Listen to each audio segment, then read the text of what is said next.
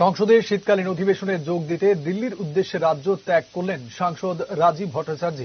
আজ আগরতলা এমবিবি বিমানবন্দরে তিনি জানান, রাজ্যের উন্নয়নে অধিবেশনে বিভিন্ন প্রস্তাব রাখবেন। উল্লেখ্য, শীতকালীন অধিবেশন এই মাসের 25 তারিখ থেকে শুরু হয়ে 20 ডিসেম্বর পর্যন্ত চলবে। তবে 26 নভেম্বর সংবিধান দিবসে সংসদের কোনো অধিবেশন বসবে না। কিছুদিন আগে আমাদের যিনি হেলথ মিনিস্টার রয়েছেন, আমাদের জেপি নাড্ডাজি, ওনার কাছেও আমি লিখেছিলাম যে আমাদের ত্রিপুরা রাজ্যের একটা এইমস নতুবা আমাদের যে মণিপুরে যেটা রয়েছে রিমসের মতো এরকম একটা সুপার স্পেশালিটি হসপিটাল যাতে ত্রিপুরাতে নির্মাণ করা যায়, তার জন্য আমি আবেদন রেখেছি।